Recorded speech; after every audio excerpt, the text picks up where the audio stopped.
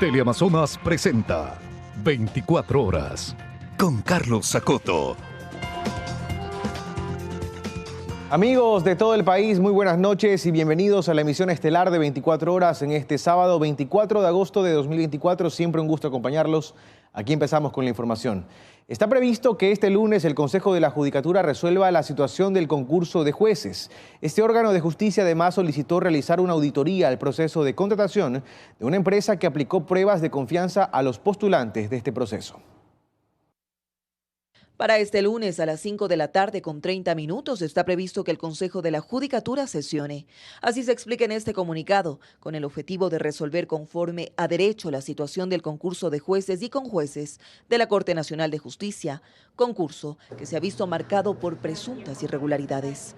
Además, como segundo punto, el Pleno de la Judicatura dispuso a la Dirección General y Direcciones Nacionales ordenar el informe sobre el proceso de contratación con empresa Métricas Web S.A.S. Agregar el objeto de la prueba de confianza, el detalle de los descriptivos y perfiles por competencias del puesto de juez de Corte Nacional de Justicia y de la metodología para el examen de confianza utilizadas para las pruebas de este concurso público. Y como tercer punto, en el cumplimiento de principio de publicidad, se puso a disposición de la ciudadanía un micrositio en su web institucional exclusivo para este proceso, con los enlaces de la normativa, los expedientes de los 266 postulantes, informes de requisitos, calificación de méritos, pruebas teóricas y otra información. Y es que recordemos que este concurso para designar a los 10 jueces que estaba previsto culmine en octubre de este año fue paralizado el pasado 15 de agosto. Un día antes, el presidente de la Judicatura, Mario Godoy, solicitó a la Contraloría General del Estado examine el proceso contractual con la compañía a cargo de las pruebas de confianza. Si es que anulamos esta prueba de confianza, la podemos volver a realizar con toda la tranquilidad del caso, lógicamente corrigiendo los errores en los que incurrieron. El Colegio de Abogados de Pichincha ha sido uno de los gremios que ante las supuestas irregularidades detectadas solicitan que se abra un nuevo concurso de jueces y que se reforme el reglamento vigente. La nulidad total de este concurso. No existe una fase de este concurso que no esté viciada. Por eso esa ha sido la consideración del directorio del Colegio de Abogados de Pichincha, que desde su inicio hasta este momento todas las fases están comprometidas, hay irregularidades y hay presunciones incluso de delitos como el delito de cohecho. Si bien es cierto, para la implementación de las pruebas de confianza, la Judicatura contrató a la empresa Métricas Web S.A.S. por un valor de $7.510. Se espera que los resultados del examen especial de la Contraloría estén listos para finales de septiembre. Y la fiscal general del Estado, Diana Salazar, asegura que a través del juicio político buscan sacarla del cargo quienes están involucrados en las estructuras criminales que investiga Fiscalía en los casos Metástasis, Plaga y otros. Diana Salazar enfrenta así un proceso de fiscalización cuando quedan pocos meses al frente de su gestión.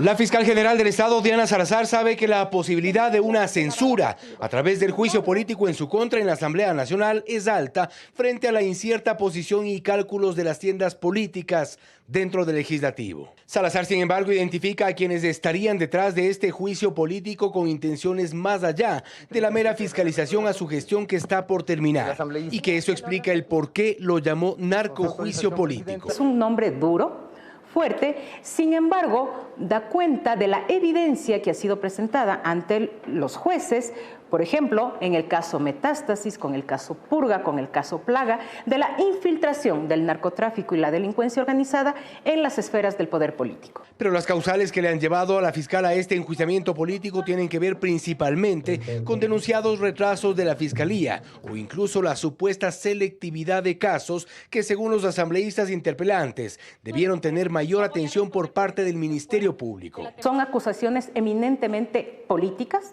pero que tienen una connotación técnico-jurídicas y eso es lo que vamos a demostrar. ¿Riesgo de censura? Por supuesto, todo es un riesgo.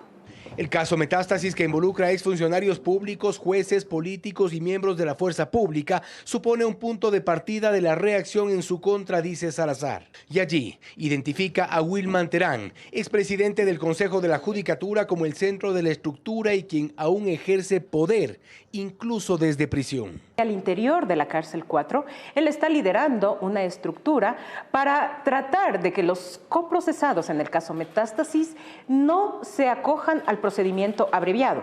De hecho, él ha manifestado a viva voz a los coprocesados que aún mantiene el control al interior de la Corte Nacional de Justicia. No obstante, hay otros casos sobre los cuales se espera respuesta. La presencia de mafias del narcotráfico en Ecuador es más que un secreto a voces. Pero en este punto, desde Fiscalía, se habla de una penetración no solo en la justicia y la política que la quiere fuera. Se refiere a una agenda que involucra medios digitales. En varios casos estamos encontrando los tentáculos de la delincuencia organizada que se encuentran relacionados con la política, con la función judicial y también con algunas plataformas digitales. Es que en la delincuencia organizada precisamente se distribuyen a través de roles y cada uno cumple su función. En el caso, por ejemplo, de las plataformas digitales, es ir posicionando una narrativa a fin de deslegitimar la acción de la entidad que persigue los delitos para decir que no existen pruebas o que estamos actuando de manera leve. Lo advertí cuando había solicitado a la Asamblea que se levante esta suspensión del juicio político, que nos vamos a enfrentar a estas estructuras que están conformadas también por las plataformas. Responde también a los cuestionamientos de la familia de Fernando Villavicencio sobre las investigaciones del asesinato. Si bien hay una sentencia a los autores materiales del crimen del ex candidato a la presidencia, la deuda está en saber quiénes mentalizaron el atentado y aún se mantiene la reserva. Y no puedo dar detalles de los elementos con los que contamos hasta este tiempo. Sin embargo, lo que debe tener tranquilidad, no solamente Amanda, las hijas de Fernando, sino la ciudadanía en general, es que nosotros continuamos con la investigación. Cuando estemos en condiciones de presentar cargos, ahí se hará pública toda la información y tendrá la familia de Fernando la certeza y la seguridad de que el accionar de Fiscalía no se detuvo ni un solo día. A 8 meses de terminar su gestión, insiste en que si no es censurada en la Asamblea, terminará su periodo en abril del 2025, que no se decantará por la política aun cuando intenten seducirla para ser parte de una papeleta. Y la Superintendencia de Economía Popular y Solidaria ya tiene una nueva autoridad. Se trata de Cristina Murillo. La funcionaria fue escogida de una terna propuesta por el presidente de la República, Daniel Noboa. En la siguiente nota le contamos más. Con 6 votos a favor, el Pleno del Consejo de Participación Ciudadana y Control Social designó a la nueva autoridad. Cristina Ivonne Murillo Navarrete es quien asume el cargo como nueva Superintendenta de Economía Popular y Solidaria. En su perfil se destaca que es ingeniera comercial, máster en Administración de Empresas y tecnóloga en Ciencias Económicas y Administrativas. En el ámbito profesional, se ha desempeñado como especialista de crédito en la Corporación Financiera Nacional, como analista de desarrollo de productos y canales de distribución del Banco Nacional de Fomento y como ejecutiva financiera de entidades bancarias privadas. Su nombre fue elegido de una terna enviada por el primer mandatario, la misma que estuvo conformada por Katia Paulina Garzón Alvear, Guillermo Vinicio Jimbo Espinosa y Cristina Ivonne Murillo Navarrete. La magíster Cristina Murillo cuenta con los méritos y la especialidad necesaria. Además, refuerza el compromiso de nuestro país con la equidad de género y la inclusión, como pudimos observar. Destaca por su enfoque integral en el fortalecimiento de la supervisión y control de las entidades, implementación de procesos automatizados, capacitación continua del personal y la promoción de alianzas estratégicas. La nueva Superintendenta de Economía Popular y Solidaria expuso que el sector no financiero ha sido olvidado y que por ello en su plan pretende implementar un modelo de gestión cercano a las necesidades de las entidades que supervisará. La Superintendencia de Economía Popular y Solidaria ha destinado recursos solo al sector financiero. Como por ejemplo, existen 500 asociaciones que sus directivos están más de 20 años. Lo que queremos es implementar una supervisión específica para cubrir las necesidades que se requiere para poder hacer la supervisión específica. No es la misma que se lleva a cabo en en la parte financiera. Esta resolución ahora se enviará a la Asamblea Nacional para que proceda con la posesión de la autoridad, que estará en funciones por los próximos 5 años. Y Javier Jurado, asambleísta de la bancada de ADN, presentó una denuncia en contra del secretario general legislativo Alejandro Muñoz ante la Fiscalía General del Estado. La denuncia fue registrada por presuntos delitos de usurpación y simulación de funciones públicas. La confrontación política al interior del legislativo continúa. En las últimas horas, Javier Jurado, asambleísta de ADN, presentó una denuncia en contra de Alejandro Muñoz, secretario general de la Asamblea Nacional. Así lo dio a conocer en este comunicado, acusándolo de una aparente usurpación de funciones y uso de documento falso. El legislador dio a conocer en este escrito que su denuncia se basa en las declaraciones del secretario del pasado 22 de agosto, en las que adelantó que la Asamblea no acataría la sentencia emitida por un juez de Quitumbe. La Asamblea Nacional no va a acatar esta sentencia espuria emitida por un juez incompetente para pronunciarse sobre las competencias y facultades del primer poder del Estado, Asamblea Nacional. Es decir, la sentencia judicial que le obliga a retomar 3 juicios políticos en contra de exfuncionarios del gobierno de Guillermo Lasso y que se sustenta en el numeral 35 de esta sentencia de la Corte Constitucional, emitida en octubre del 2023, que establece: la justicia constitucional no puede ser utilizada para resolver conflictos de naturaleza política, pues estos deben ser resueltos en la arena política y no trasladados a la esfera jurisdiccional. Por ahora, esta decisión es respaldada por 3 bancadas: el Partido Social Cristiano, Construye y la Revolución Ciudadana. Bien, la Asamblea lo que tiene que hacer es acatar. ¿Pero qué va a acatar? La sentencia de máxima instancia, que es la de la Corte Constitucional, en la que habla de no interferencia en las decisiones legítimas. No estamos de acuerdo que un juez de primera instancia pueda someter a una disposición y una acción legislativa. Y la Asamblea no puede permitir bajo ningún concepto que jueces de bolsillo se vuelvan a interferir en las decisiones de la Asamblea Nacional. En la denuncia presentada por el legislador de ADN, se dice además que el secretario de la Asamblea Nacional ha usurpado funciones al emitir declaraciones como si fuera la postura oficial del Parlamento, lo que según él carece de legitimidad. En torno al uso de documento falso, lo acusa debido a la falta de prolijidad en su gestión, al no publicar varias leyes aprobadas por la Asamblea en el registro oficial. Y hasta este viernes, 9 binomios presidenciales aceptaron sus precandidaturas ante el Consejo Nacional Electoral. Revolución Ciudadana, Partido Socialista Ecuatoriano, Amigo, Acción Democrática Nacional, Partido Social Cristiano, Democracia Sí, Avanza, Sociedad Patriótica y Reto. En tanto que la dupla integrada por Francesco Tabaqui y Blanca Sacancela de Creo acudirán este domingo a aceptar sus precandidaturas.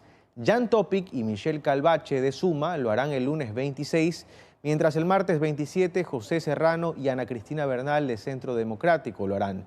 El plazo de aceptación vence el 27 de agosto. Y hay expectativa entre los ecuatorianos por la cantidad de binomios presidenciales que participarían en las elecciones de 2025 y por conocer si se concretan o no alianzas. En ciudades como Quito, Loja, Manta y Guayaquil, donde este noticiero hizo encuestas, la ciudadanía espera que la lista de candidatos se reduzca. Ecuador irá nuevamente a las urnas y nuevamente deberá escoger a uno de entre una lista de candidatos que seguramente no se podrán contar con los dedos de las manos. Son pocos los que logran identificar a todos los que hasta ahora han anunciado sus precandidaturas. A muy pocos, solo hay el actual presidente y algunos candidatos, otros candidatos pasados nada más. Son demasiadas y considero que no todos están preparados, ni pueden aportarnos algo positivo al país. Creería que es para restarle votos a ciertos postulantes, en realidad, porque hay muchos que están en realidad aliados y pertenecen a la misma campaña política. Creen que al haber tantos candidatos, la posibilidad de analizar en profundidad sus propuestas se vuelve todo un desafío. Sí deberían ser menos candidatos. Como máximo 2 a 3 candidatos, no más. Al ser tantos, limita mucho el poder escogerlos y nosotros poder analizarlos a profundidad. Y entre las opiniones, una que se repite cada tanto: que con los recursos públicos que se destina a la promoción electoral se podría hacer más.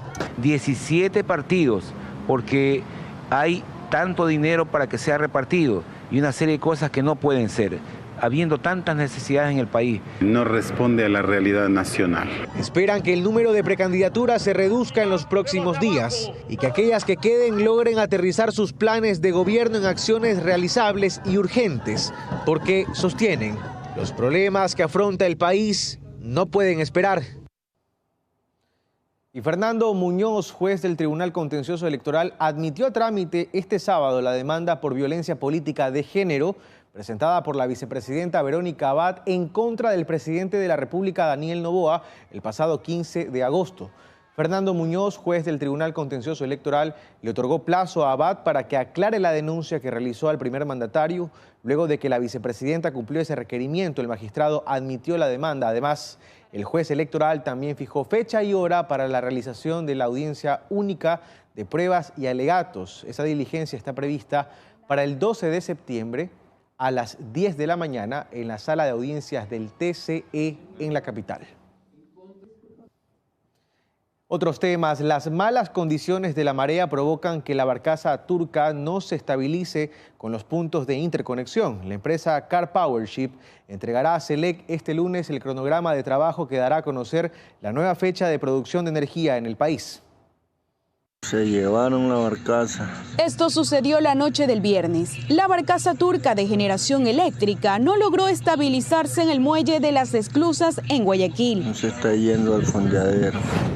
La oscilación lateral de la marea impide que los amarres fijos no se mantengan estables, problema que debe solucionarse previo a la producción de energía eléctrica. Según el comunicado que llegó a nuestra redacción, la empresa Car Power Ship detalla, debido a estas corrientes laterales experimentadas, estamos trabajando en una solución de ingeniería específica para salvaguardar las futuras operaciones ininterrumpidas del Power Ship una vez que entre en servicio. Durante este fin de semana se realizarán los trabajos de reforzamiento de los amarres laterales con el fin de concluir la estabilización de la barcaza. La empresa Car Power Ship se reunirá con SELEC este lunes 26 de agosto para realizar la entrega del cronograma de trabajo que dará a conocer la nueva fecha de producción de energía eléctrica para el país. Con el funcionamiento de esta barcaza, Ecuador recibirá 100 megavatios más de energía al sistema interconectado de electricidad por los próximos 18 meses.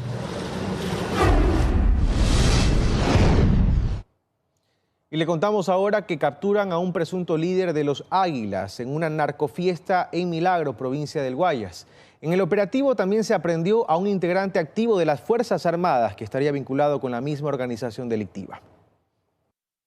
Alan Gustavo Arellano Garrido, conocido bajo el alias Alan y presunto líder de la organización criminal Los Águilas, fue detenido la madrugada de este sábado 23 de agosto durante una fiesta en la ciudadela Los Troncos en el cantón Milagro, provincia del Guayas. El operativo llevado a cabo por la Policía Nacional y la Fiscalía resultó en la aprehensión de 30 personas más, entre las que se encontraban individuos con antecedentes penales y miembros de otras organizaciones criminales. La Policía Nacional intervino en un domicilio donde estaba realizando una narcofiesta y está verificando donde se detuvo alias Alan, el cabecilla del GDO Los Águilas.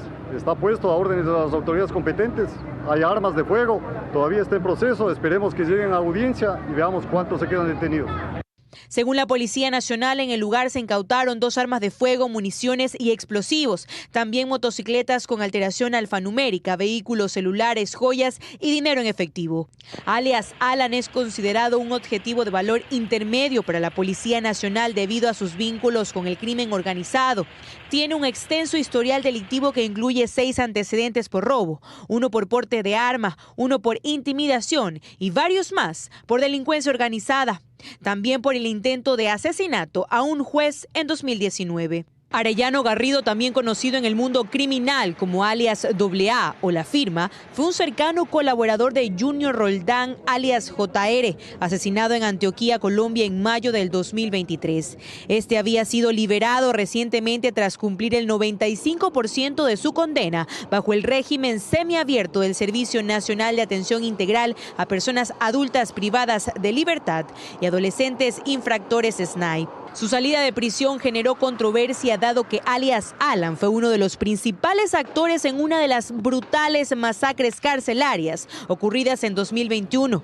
En esa ocasión facilitó el ingreso de miembros de los Tiguerones y Lobos al pabellón 5, lo que resultó en una masacre de miembros de los Choneros. A través de un comunicado en X, la Fiscalía dio a conocer que durante el operativo en Milagro, la policía también detuvo a un presunto miembro activo de las Fuerzas Armadas, identificado como Christopher Jesús C., quien también estaría vinculado al grupo delictivo organizado Las Águilas. Este individuo, junto con el resto de los detenidos, fueron trasladados hasta el cuartel Modelo para la audiencia de formulación de cargos.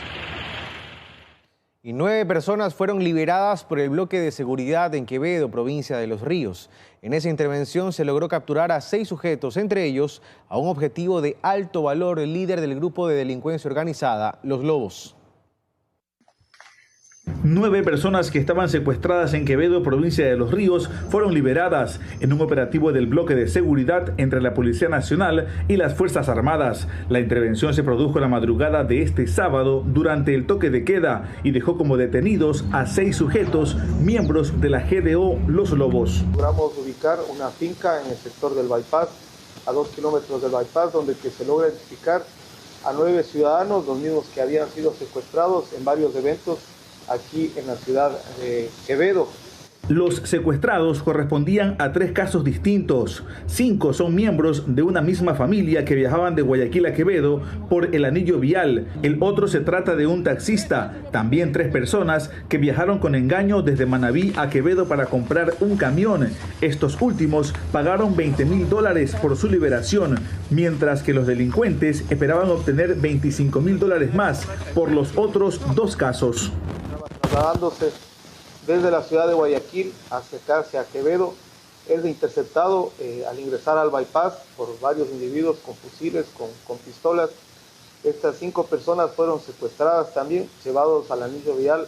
Entre los detenidos constan alias Brian, catalogado como objetivo de alto valor por la Policía Nacional, pues era investigado por liderar la GDO Los Lobos, banda que se dedica al asalto en carreteras, secuestros extorsivos y asesinatos. Y 3 personas fueron asesinadas en el estilo sicariato, en el cantón La Libertad, provincia de Santa Elena. Entre las víctimas hay una menor de edad. Con este hecho se suman 130 muertes violentas en la península en lo que va del año.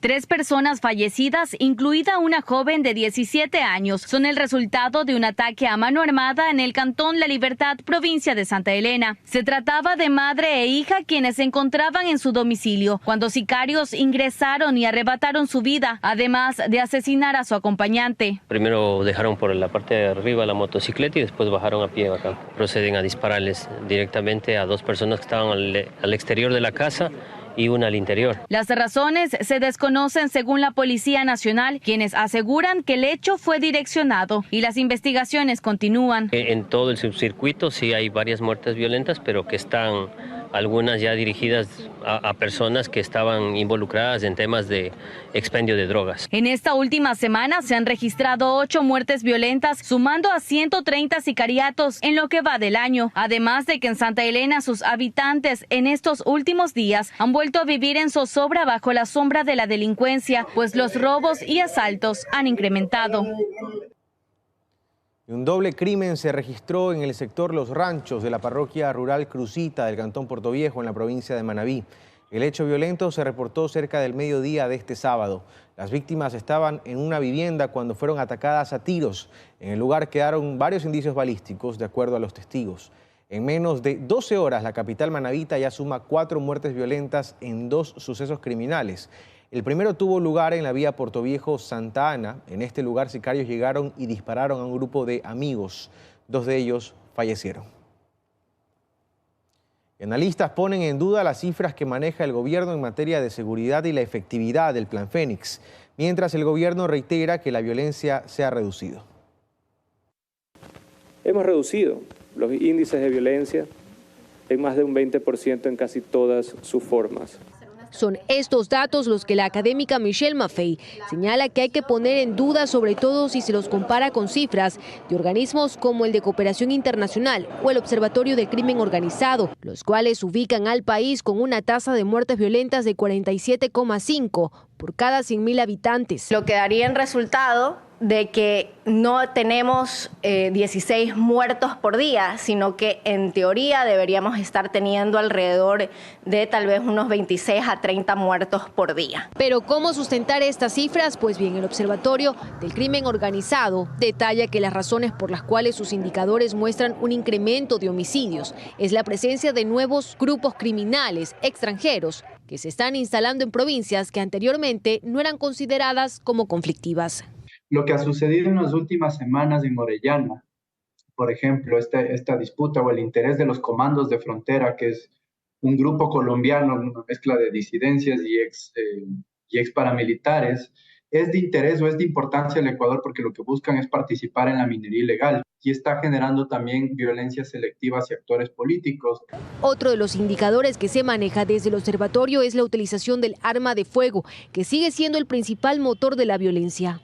Tienes 9 de cada 10 homicidios en el Ecuador que se siguen produciendo por violencia armada. Esta es una variación que se da desde el 2021 y ante la cual no se han tomado acciones suficientes para contrarrestar esta problemática. A esto, Maffei también le agrega el incremento de incautación de droga en el país, que al momento ya suman 65.000 toneladas, dato que no representa necesariamente menos tránsito del alcaloide por nuestros puertos. Cuando hablamos normalmente de las estadísticas en crimen organizado, representan entre el 20 al 25% de lo que en efecto está sucediendo. Se está moviendo muchísima más droga aquí en el Ecuador. Otras cifras que para los especialistas contradicen los datos del gobierno son el número de autopsias que presenta Guayaquil, por ejemplo, que en el 2023 cerró con más de 4.400 autopsias, en tanto que tan solo en el primer semestre de este año ya se han registrado 2.200, siendo mayo el mes con más autopsias registradas.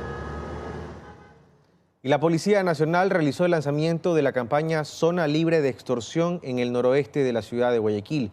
El evento contó con la presencia de la ministra del Interior, Mónica Palencia, quien señaló que busca construir un entorno más seguro y libre de extorsión en varios puntos de la ciudad. Zona Libre de Extorsión es la campaña que la Policía Nacional desde ya implementa en el sector de Nueva Prosperina al noroeste de la ciudad de Guayaquil. Esta busca combatir a las organizaciones criminales que amedrentan a los moradores del sector, principalmente por el delito de extorsión. Mónica Palencia llegó acompañada de los altos mandos de la Policía Nacional e informó que el plan de seguridad involucra de manera activa a la comunidad. Como esto es un tipo de delito que tiene que ver con la aproximación, seguimiento, delitos de oportunidad, tiene que ver con las situaciones de vida de cada uno de nosotros, los recorridos que hacemos.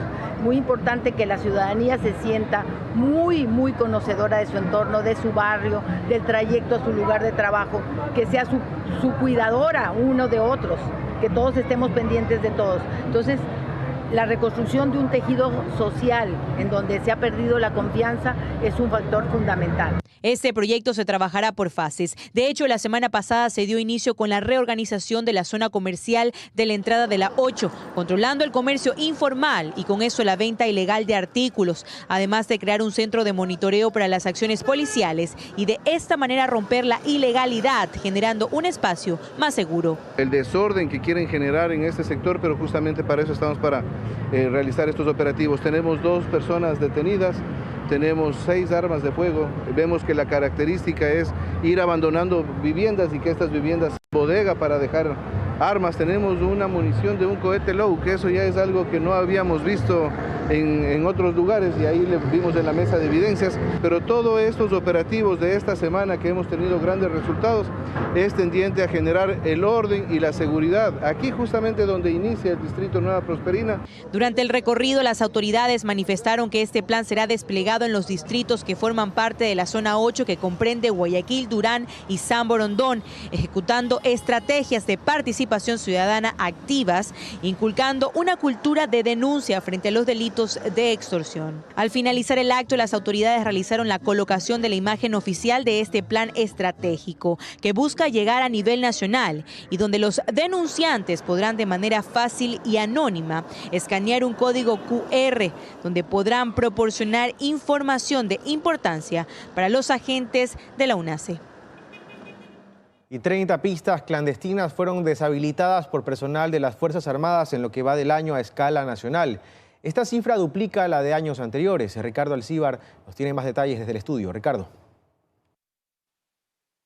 Hola, ¿qué tal? Así es. Revisemos las cifras y para eso retrocedamos al año 2022, cuando la Fuerza Aérea Ecuatoriana destruyó 18 pistas clandestinas utilizadas por agrupaciones narcodelictivas. En el año 2023, 8 de estos espacios fueron inhabilitados, reduciendo considerablemente este tipo de labores. Pero ahora, en el año 2024, se reporta la intervención de 30 de estos espacios, siendo destruidas 24 pistas y 6 inhabilitadas con obstáculos y remoción de tierra, porque en su momento contaron con autorización de la Dirección General de Aviación Civil, pero ahora no están en funcionamiento y sin permisos habilitantes. Y según información militar, por la noche sirven como punto de arribo y despegue de narcoavionetas. Pero ahora también revisemos las provincias en las que Fuerzas Armadas ha detectado este tipo de pistas clandestinas utilizadas por agrupaciones terroristas y narcodelictivas, siendo estas Guayas, Manabí, Santa Elena, Morona Santiago, Los Ríos, Cotopaxi y El Oro,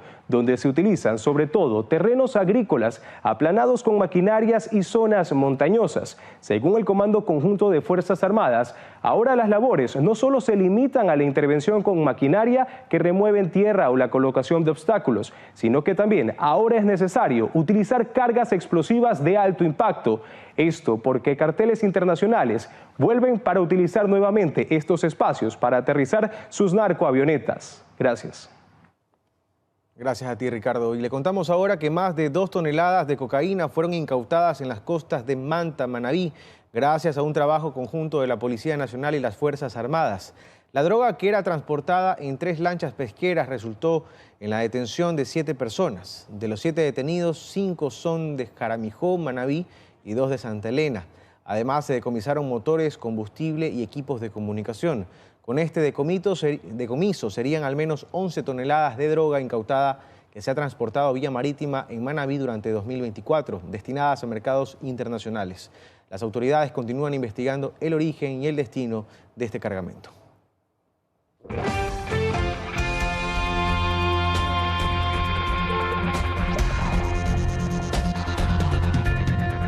Estamos de vuelta con más información, amigos. Gracias por seguir con nosotros. Le contamos, mediante el decreto ejecutivo 370, el presidente de la República, Daniel Noboa, estableció un nuevo proceso de regularización que permitirá a los ciudadanos venezolanos en el país obtener visas de residencia por hasta 5 años.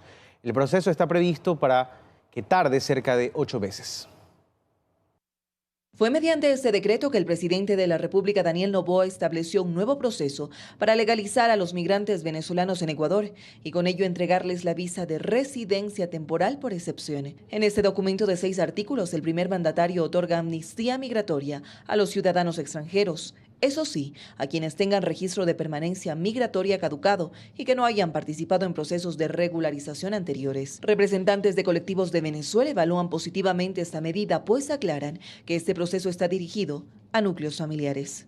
Este decreto contempla una amnistía migratoria, que es la condonación de multas por irregularidad migratoria de los ciudadanos venezolanos que se encontraban en el país, que habían completado su registro de permanencia migratoria ante Migración del Ecuador y que no habían logrado obtener una categoría migratoria como lo fue la visa verde. Las personas que están aquí y que van a optar a este trámite migratorio de esta visa no necesitan nada del gobierno venezolano. Ya son personas que el gobierno ecuatoriano, a través del Ministerio del Interior, saben que entraron al país, saben por dónde entraron, quiénes son, porque el registro de permanencia migratoria así lo indica. Este proceso de regularización está dirigido para alrededor de 90.000 venezolanos y está previsto tarde alrededor de 8 meses. El Ministerio de Relaciones Exteriores será quien habilite los pasos y los requisitos que deberán cumplir los migrantes venezolanos.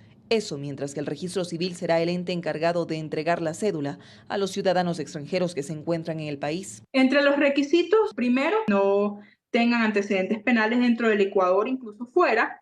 En segundo lugar, que se encontraran ya en el Estado ecuatoriano. Este proceso no se abre para personas que vengan llegando, no, sino para personas que ya estaban en el Ecuador. Dentro de los documentos que se van a solicitar son los pasaportes y las cédulas con hasta 5 años de caducidad.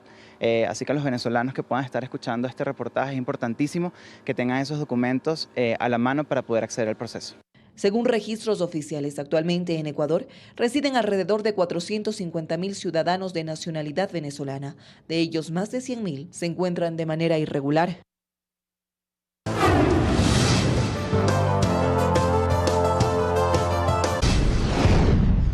Regresamos al plano nacional para contarles que la mejora de la infraestructura portuaria y el incremento de acuerdos comerciales son los desafíos que tiene Ecuador tras la próxima apertura del megapuerto de Chancay en Perú. La terminal portuaria de Guayaquil asegura haber solventado los problemas de acceso a sus instalaciones. A la expectativa es cómo se encuentran los representantes de los puertos del país tras la próxima apertura del megapuerto de Chancay en Perú. Esta terminal, que iniciará sus operaciones a finales de año, traerá beneficios sobre todo para los exportadores ecuatorianos de productos perecibles, se asegura desde FedExport. Y es que el tiempo de traslado se reducirá significativamente. Los buques podrán hacer una interconectividad portuaria entre los puertos del país y el puerto de Chancay, ubicado a más de 1.000 kilómetros de Guayaquil, para luego dirigirse a Asia. Y que podrían llevar a un menor costo, aparte de menor tiempo, la carga.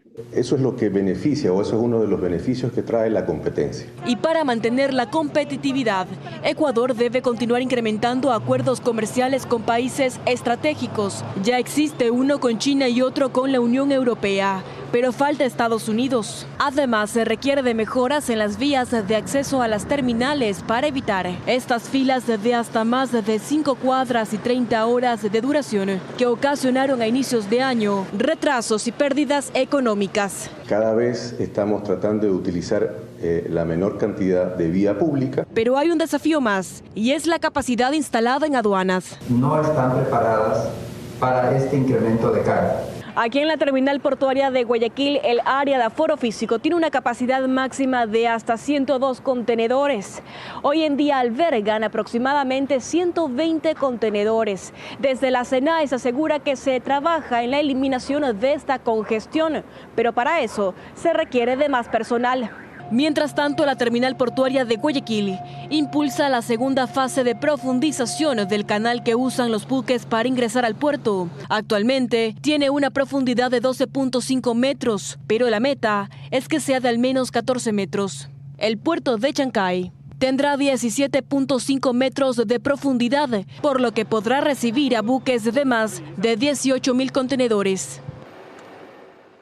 Y el lingote de oro alcanzó un precio récord al situarse en $1 millón. Según analistas económicos, esto obedece al temor por la recesión en Estados Unidos sumado a problemas geopolíticos. Los precios del oro al contado se han disparado más del 20% en lo que va del año, siendo así que la cotización del oro alcanzó un récord histórico a más de $2.500 la onza Troy, dejando al lingote de oro, que pesa normalmente 400 onzas Troy, con un precio de más de $1 millón por primera vez en su historia. Según analistas económicos, esto se debe a los conflictos geopolíticos globales y a una posible recesión en Estados Unidos. Los indicadores de empleabilidad de Estados Unidos no son los que se esperaban. Y esos son algunos indicadores que empiezan a decir, bueno, puede estar Estados Unidos en recesión. De ahí que cuando hay signos de una recesión económica, los bancos centrales usan estrategias de reducir tasas de interés para dinamizar el consumo. Aquellos que tenían instrumentos financieros en dólares ganando intereses van a decir, ya no me resulta tan atractivo y voy a buscar otros activos, y ahí justamente aparece el oro. La demanda de este metal por parte de los bancos centrales durante este segundo trimestre del año fue de más de 400 toneladas. Para joyeros, el aumento del precio del lingote de oro es una mala noticia, pues los precios altos se suman a la cantidad de trámites que ya deben cumplir para adquirir este metal. incrementa tanto el valor del oro como el valor ya final por el tema de la incrementación de la logística, del producto, de la fabricación. Derivando esto a que los precios suban y que cada vez menos personas puedan adquirir una joya hecha a partir de oro. Ya con este incremento puede subir a 2.500, 3.500, que ya va a decir, bueno, ¿sabes qué? Prefiero no hacerlo, me voy por otra opción. Lo cierto es que el precio del oro, según analistas, está lejos de disminuir. Por lo contrario, se prevé que este siga subiendo hasta llegar a 3.000 la onza Troy para fin de año.